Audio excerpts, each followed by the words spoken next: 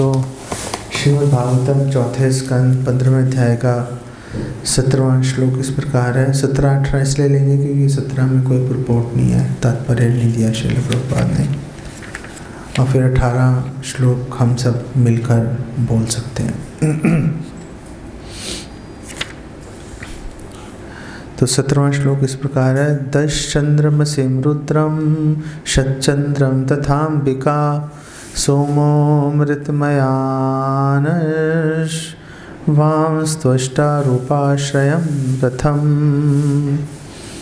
शिवजी ने 10 चंद्रमाओं से अंकित कोश मयान वाली तलवार भेंट की और देवी दुर्गा ने 100 चंद्रमाओं से अंकित एक ढाल भेंट की। चंद्रदेव ने उन्हें अमृतमय घोड़े तथा विश्वकर्मा ने एक अत्यंत सुंदर रथ प्रदान किया। अब ये श्लोक आप बोलोगे कैसे? आपके पास क्या साधन है बोलने के लिए? हाँ, अब जिनके पास मोबाइल में नहीं है वो क्या करेंगे? ओके, सो 18वां श्लोक इसी प्रकार है। अग्निराजगवं चापम अग्निराजगवं चापम सूर्यो रश्मिमयानिषु भूपादुके योगमयो द्योः पुष्पावलिं मनुहम। इसका अनुवाद इस प्रकार है। अग्निदेव ने बकरों तथा गायों के सिंगों से निर्मित धनुष, सूर्यदेव ने सूर्य प्रकाश के समान तेजवान बाण, भूलोक के प्रमुख देव ने योग शक्ति संपन्न चरण पादुकाएं तथा आकाश के देवताओं ने पुनः पुष्पों की भेंटें प्रदान की। तात्पर्य, इस श्लोक में बताया गया है कि राजा की पादुकाएं योग शक्ति से युक्त थी। पादुके योगमयो। इस प्रकार पादुकाएं पहनते ही राजा जहाँ चाहे जा सकता था। योगी लोग किसी भी समय अपनी इच्छा अनुसार एक स्थान से दूसरे को चले जा सकते हैं। ऐसी ही शक्ति राजा पृथु की पादुकाओं में थी। ये प्रसंग क्या चल रहा है? बात शुरू हुई थी राजा वेन से। राजा वेन जो है बहुत ही अत्याचारी राजा थे, और अत्याचार तो चलो लोग झेल लेते, साधु महात्मा भी झेल ही रहे थे उनका अत्याचार, लेकिन उन्होंने बोला कि विष्णु की पूजा बंद करो, और साधु महात्मा को बोला कि तुम लोग तो उल्टा स्त्री के समान हो। भैया, साधु महात्माओं को ऐसा कैसे बोल सकते हैं? ऐसे कैसे बोल दिया आपने, उल्टा स्त्री के समान हो?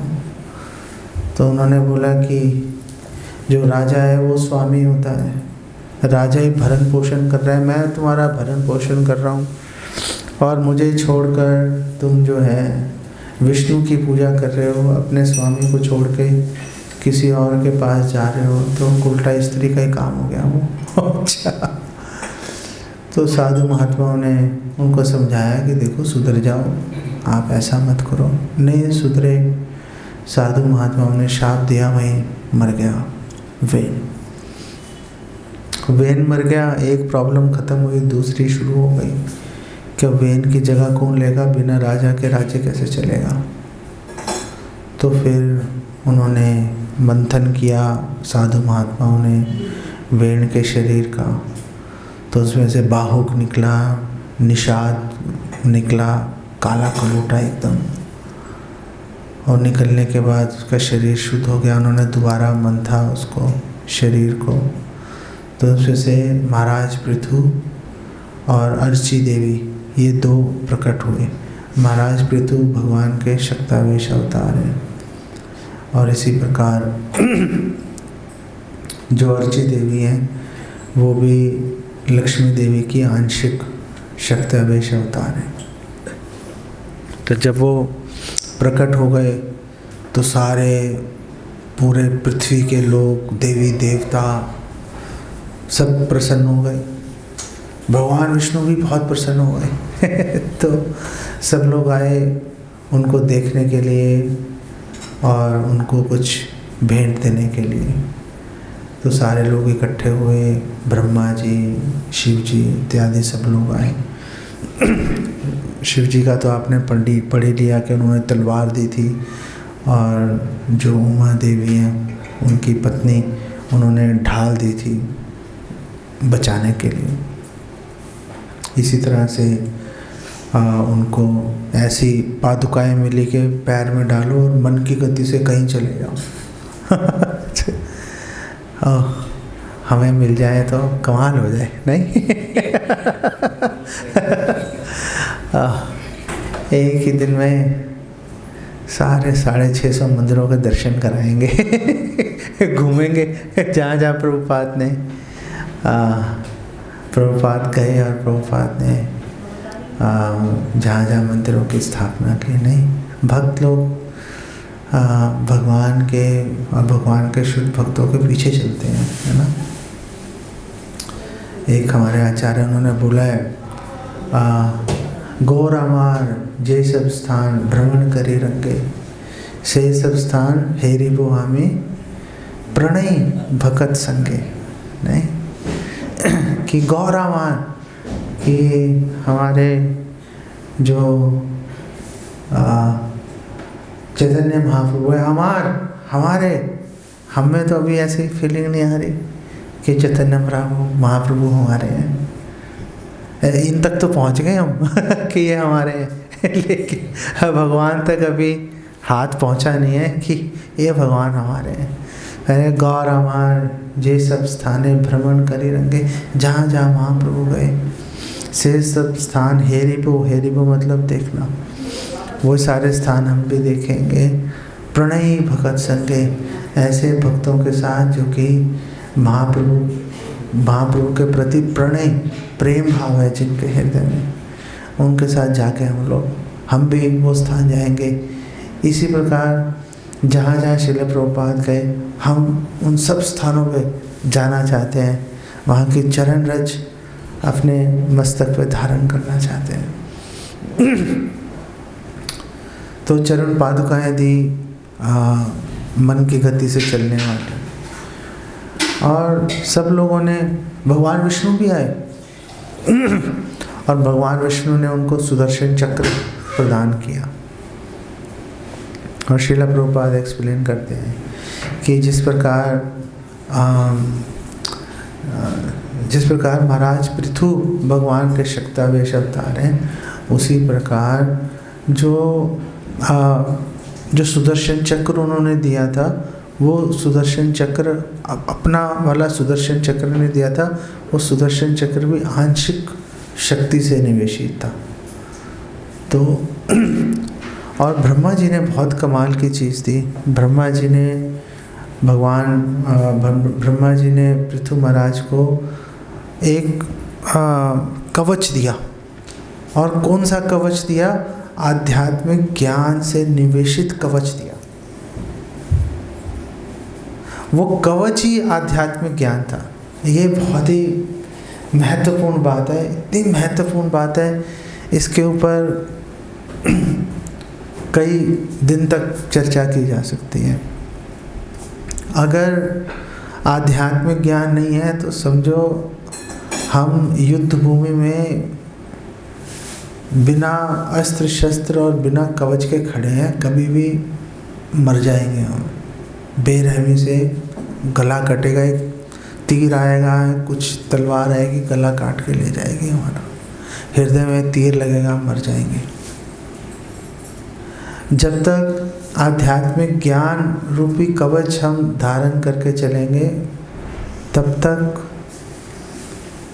आशा है कि हम माया से युद्ध कर लेंगे और भगवान को प्रसन्न करके भगवान के धाम जाएंगे। श्रील प्रभुपाद की दया से हमें आध्यात्मिक कवच मिल तो गया, आध्यात्मिक नॉलेज मिल तो गई, लेकिन छिन भी जाती है नॉलेज।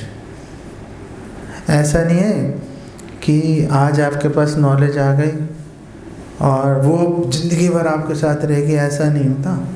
कभी आप किसी गलतफहमी में रहो, नहीं, आप प्रभु क्या फ़ोन में देख रहे हो ऐसी खास बात, लाओ मैं भी देखता हूँ आपके साथ, छोड़ो यार उसको, क्या रखा है उसके अंदर। नहीं, आप बैठे हो अच्छी बात है, लेकिन बैठे हो तो सुन भी लो, जैसे भी है, जो भी होगा देखेंगे।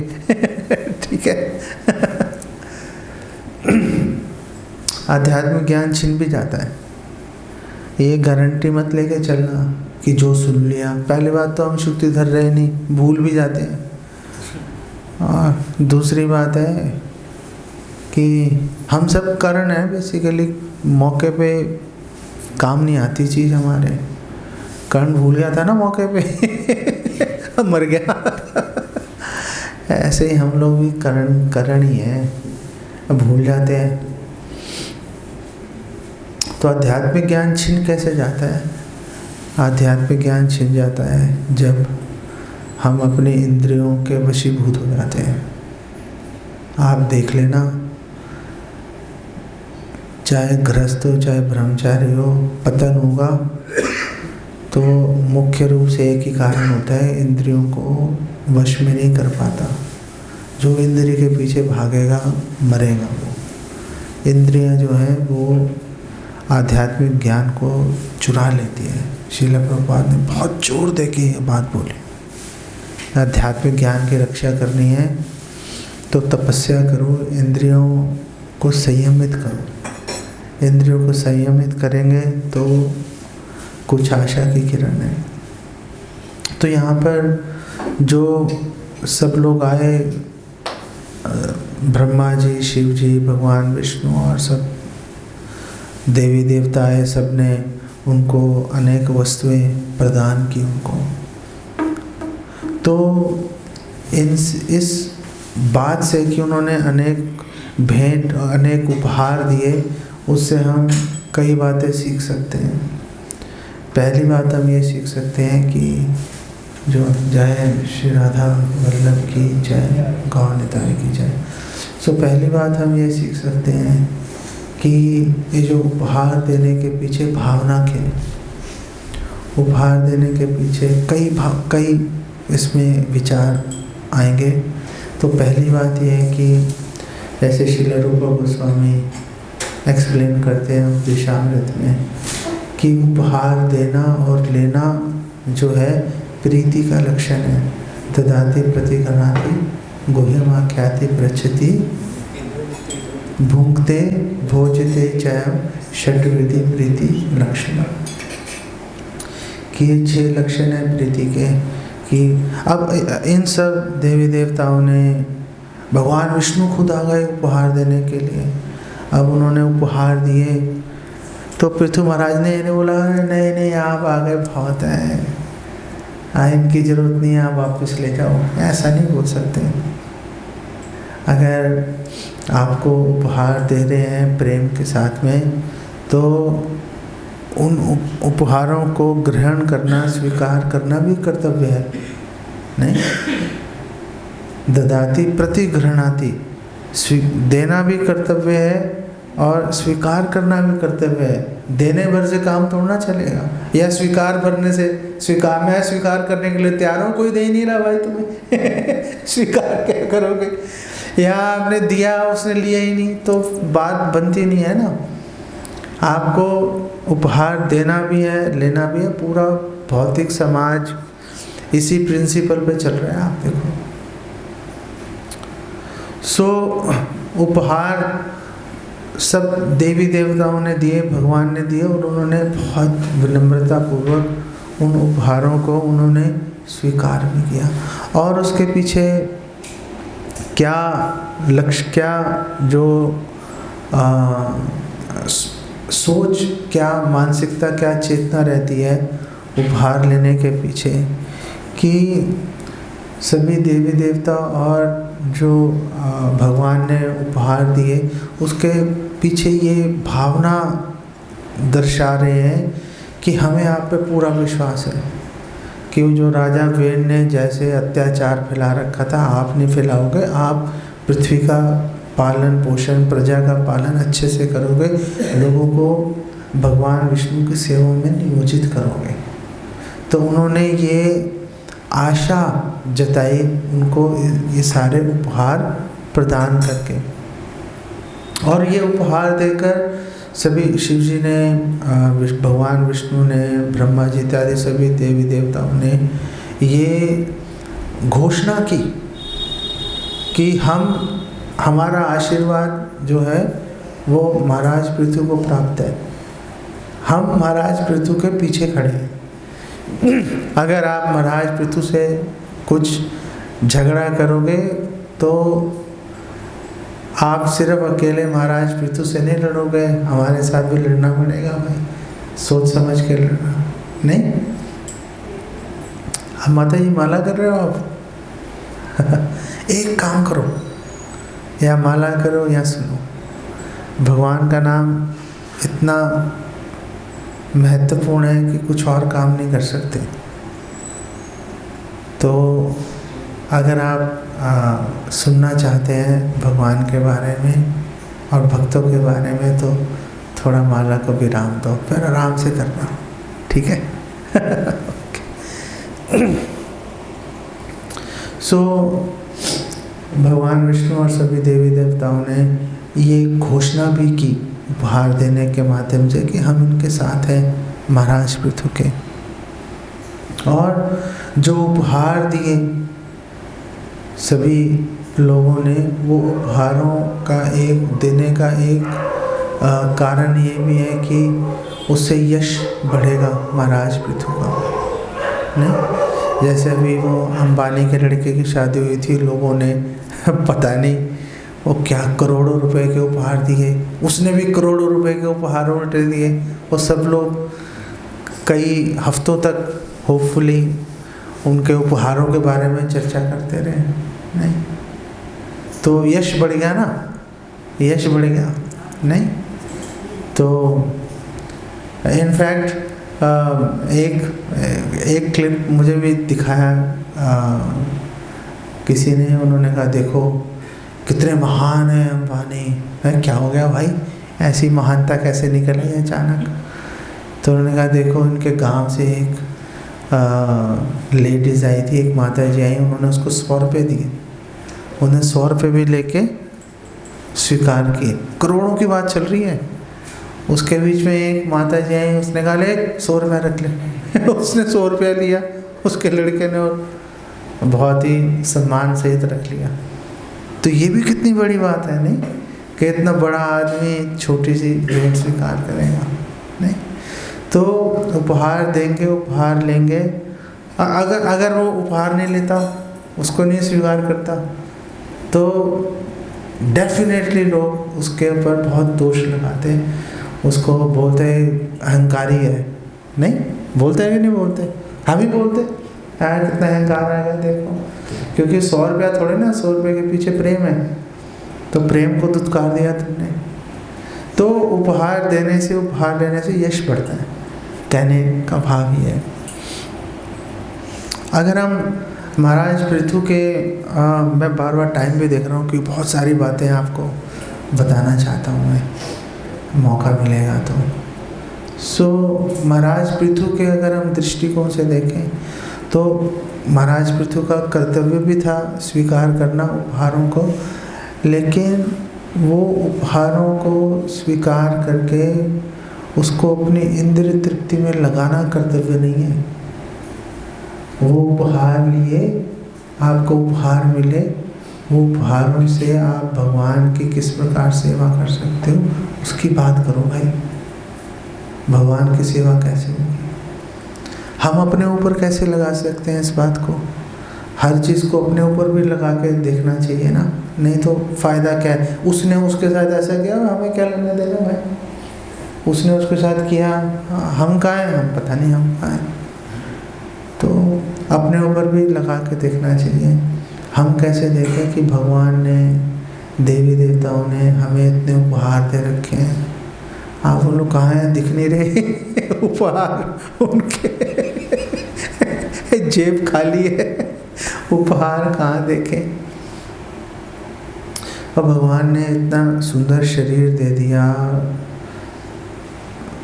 दिमाग दे दिया, बुद्धि दे दी, भगवान ने सोचने समझने की शक्ति दे दी, विवेक दे दिया भगवान ने जीवा दे दी, जिससे भगवान का प्रसाद चखा जा सकता है और भगवान का नाम लिया जा सकता है। अगर इन सारी उपहारों को अगर हम अपनी इंद्रिय तृप्ति में लगा देंगे तो फिर उपहारों का दुरुपयोग हो जाएगा, और अगर हम उपहारों का दुरुपयोग करेंगे तो हमें उसका परिणाम भुगतना पड़ेगा। तो हमें पूरा प्रयास करना चाहिए अपने मन को, शरीर को, बुद्धि को, वचनों को, आँखों को, पैरों को, हाथों को भगवान की और भगवान के भक्तों की सेवा में हम लोग लगा दें। जो हम भी पादुकाओं की बात कर रहे थे ना, कि वो पादुकाएं जो हैं वो डाल के महाराज पृथु मन की गति से कहीं भी जा सकते थे।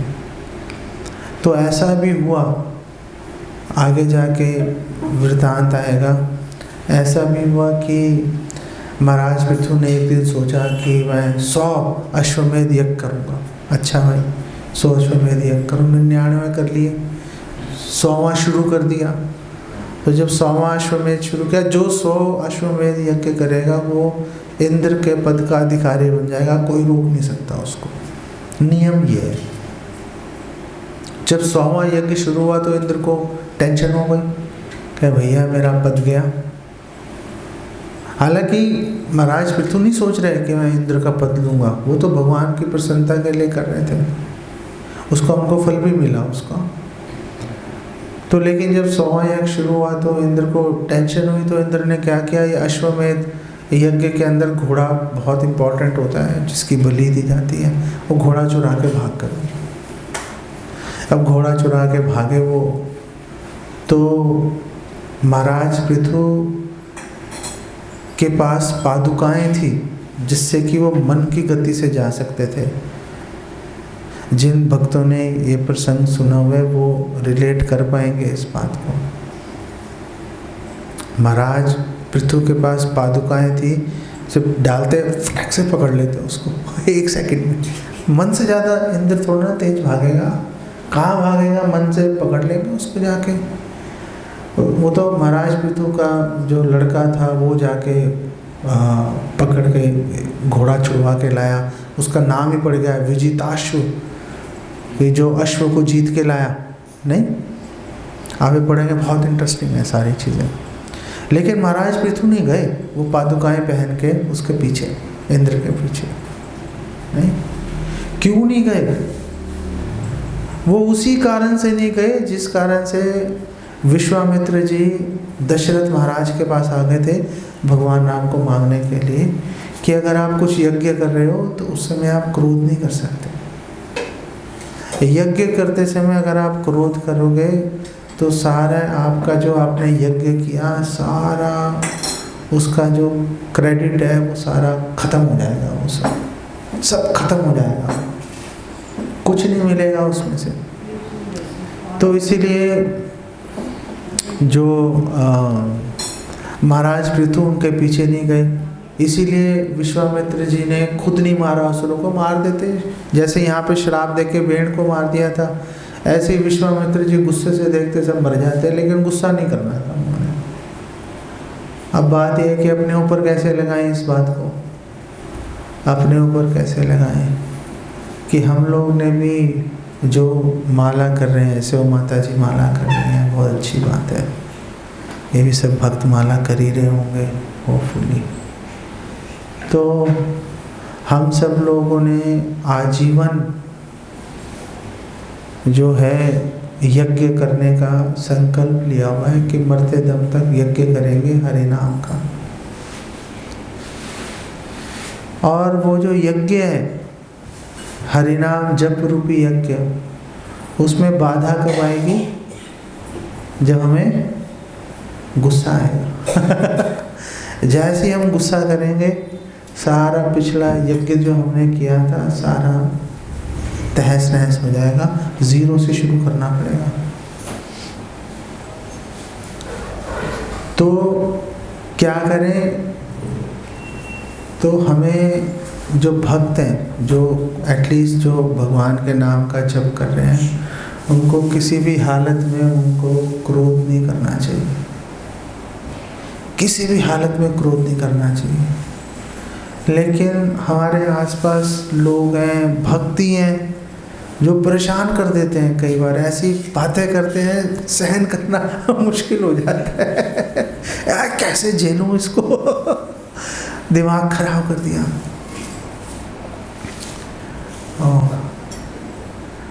जैसे आज मैं मंगला आरती के बाद मैं गायत्री कर रहा था, तो मेरे साथ ही एक लड़का आके बैठ गया, पता नहीं कहाँ से आके वो बैठ गया मेरे साथ, जोर जोर से हरे कृष्णा मंत्र का जप करना शुरू कर दिया। ये भी नहीं कह सकता कि भाई जप मत कर क्या, पूरा दिमाग मेरा वो गायत्री मंत्र में लग नहीं रहा, उसके साथ हरे कृष्ण मंत्र के साथ अटैच हो गया मेरा माइंड। गायत्री मंत्र कर रहा हूँ, हरे कृष्णा दिमाग में चल रहा है। तो 1 मिनट बीत गया इसके अंदर, क्या करूँ, क्या कहाँ से आके बैठ गया, मैं उठ के जा नहीं सकता, इसको कह नहीं सकता। तो फिर मैंने सोचा कितना भाग्यशाली हूँ कि भगवान के मंदिर में बैठा हूँ, मौका मिल गया भगवान के मंदिर में। आप सब ये मत सोचो कि आपका अधिकार है राधा वल्लभ जी के दर्शन करना, कोई अधिकार नहीं है आपका। ये तो भगवान आपको अवसर दे रहे हैं, चलो कर लो दर्शन। कईयों को नहीं दे रहे, आप लोगों को दे दिया। और फिर मेरे दिमाग में विचार आ गया और फिर मन शांत हो गया मेरा। पहले बड़ा परेशानी आई 1 मिनट तक। तो क्रोध जो है, क्रोध खत्म होगा जब आपके हृदय में कृतज्ञता का भाव आएगा कि चलो ये एक परेशानी है, लेकिन कितनी सारी जो है सुविधाएं भी हैं, कितने सारे भक्त मिलके सिर्फ हमें हेल्प कर रहे हैं कि भाई तेरी भक्ति चलती रहे भाई, किसी तरीके से हमारी जो होगा देखेंगे, तेरी भक्ति नहीं खराब होनी चाहिए। कितने भक्त हैं हमारे इर्द गिर्द, अगर आप गिनने बैठोगे गिन नहीं पाओगे, नहीं, कितने सारे भक्त हमें हेल्प कर रहे हैं भक्ति के अंदर कि ताकि हमारी भक्ति चलते रहे। हमें कुकिंग के बारे में नहीं सोचना पड़ता, नहीं, हमें कोई ज़रूरत नहीं है सोचने की। हमें नहीं सोचना पड़ता कि सुबह 3 बजे उठ के कोई भगवान को उठा रहा होगा, भगवान को भोग लगा रहा, हमें क्या लेना देना, कर रहा है भाई कोई ना कोई। हम तो 4:30 बजे जाएंगे और भगवान का दर्शन करेंगे, हरे कृष्णा करेंगे, भैया ठीक है, हमारे लिए काम कर रहे हैं। वो एक कुछ भक्त हैं, वो ये सब लेक्चर वगैरह छोड़ के वो प्रसादम बनाने में लगे हुए हैं। प्रसाद बनाएंगे भाई, वो क्यों बनाएंगे?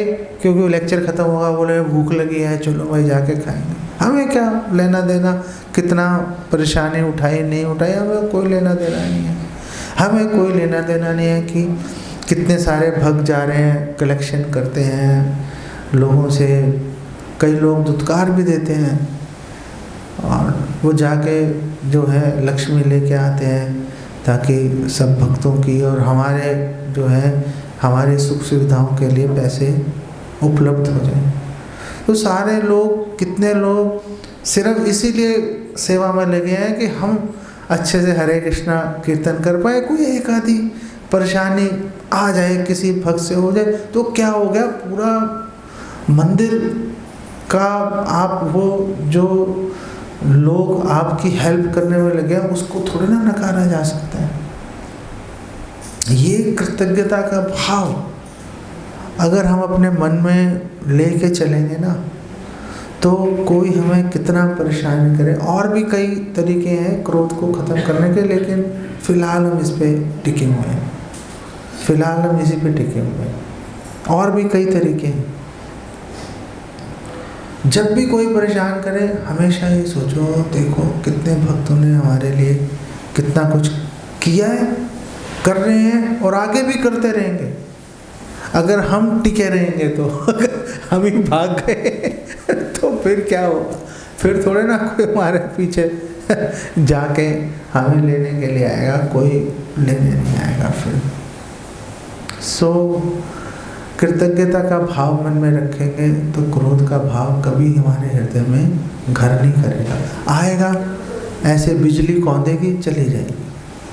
क्रोध के भाव को हम रोक नहीं सकते, लेकिन अपने हृदय में स्थायी स्थान देना वो हम रोक सकते हैं। मन में विचार आया, कृतज्ञता का भाव लेके आए, आग लगी, आग कृतज्ञता का पानी डाला, बात खत्म हो गई। नहीं, ये बहुत महत्वपूर्ण बात है। ये बहुत महत्वपूर्ण है। आपको कुछ एक और भी आपको कुछ बताने थी बातें, लेकिन वो छोड़ के आपको सिर्फ प्रभुपाद के कुछ कोट्स हैं वो आपको बता देता हूँ कि जैसे उपहार देना, हम सब भक्तों का क्या कर्तव्य है कि जब हम मंदिर में आए तो कभी खाली हाथ नहीं आना चाहिए, भगवान के लिए कुछ ना कुछ लेके आना चाहिए। और प्रभुपाद ने शुरुआत में ही, कोई अमेरिकन नशेड़ियों के बीच प्रभुपाद बैठे हैं और शुरू के अंदर ही 1967 में ही प्रभुपाद ने लोगों को समझाया, वहाँ के अमेरिकन लोगों को, कि देखो जब भी आप मंदिर आओ भगवान के लिए कुछ ना कुछ लेके आओ, भगवान के लिए, भगवान को कुछ ना कुछ ला के दो।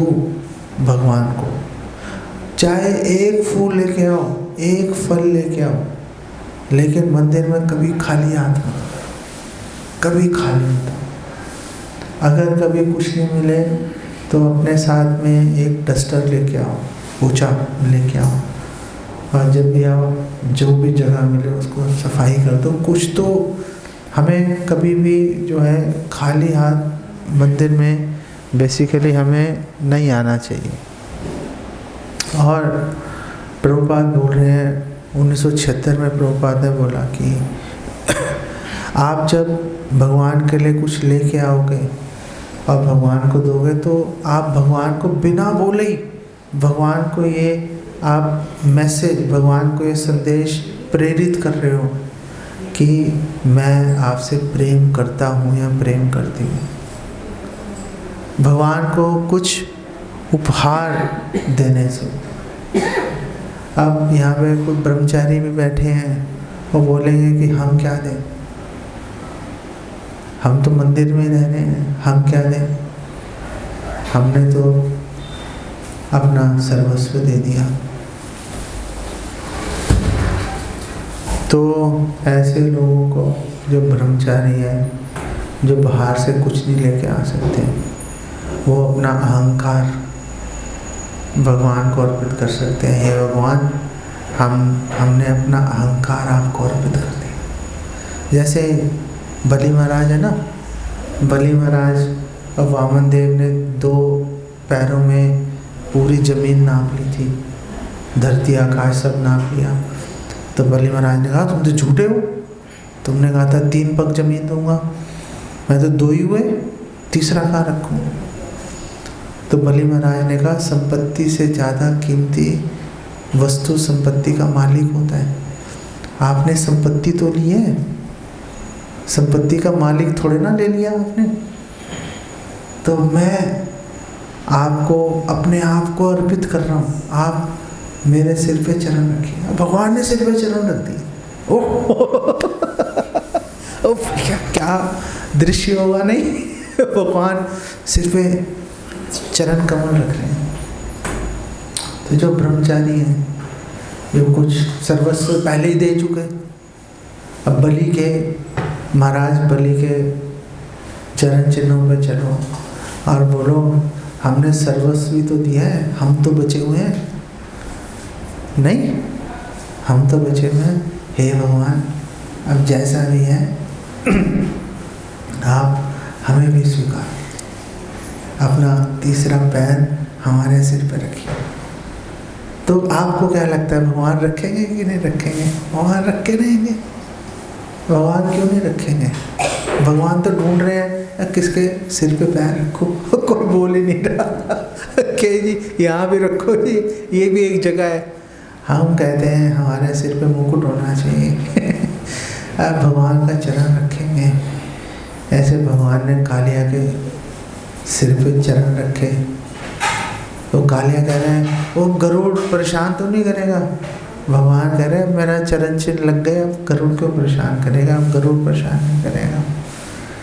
इसी तरह से अगर हमारे सिर पे भगवान का चरण चिन्ह आ गया, फिर हमें कोई परेशान नहीं कर सकता माई काला। तो भगवान के चरण चिन्ह हमारे सिर पे लग जाएंगे ना। और प्रभुपाद जो है हैदराबाद में 1976 में श्रील प्रभुपाद जो है अपने कमरे में बैठ के वार्तालाप कर रहे थे, और श्रील प्रभुपाद ने बोला कि एक पिता है, पिता के अनेक बच्चे हैं, आप जाके किसी एक बच्चे को कुछ उपहार दे दो तो क्या पिता खुश हो जाएगा? पिता खुश नहीं हो पाएगा। लेकिन अगर आप वो उपहार पिता को दो और पिता अपनी मर्जी से अपने बच्चों के अंदर उसको वितरित करेगा, तो पुत्र भी सारे संतुष्ट हो जाएंगे, पिता भी संतुष्ट हो जाएगा। तो श्रील प्रभुपाद ने बोला अगर आपने उपहार देना है, सारे उपहार अपने सगे संबंधियों भाई बहनों में मत बांट दो, उससे भगवान प्रसन्न नहीं होंगे आपने उपहार देना है, उपहार लाके भगवान के चरणों में अर्पित करो। भगवान के चरणों में आप उपहार दोगे, भगवान अपने आप जिसको जहाँ पहुँचाना है पहुँचा देंगे। आपके परिवार भाई बहन सब संतुष्ट हो जाएंगे और भगवान भी संतुष्ट हो जाएंगे अगर हम इस प्रकार से व्यवहार करेंगे। ठीक है, 8:55 हो गए, यहाँ पे इसको विराम देता हूँ।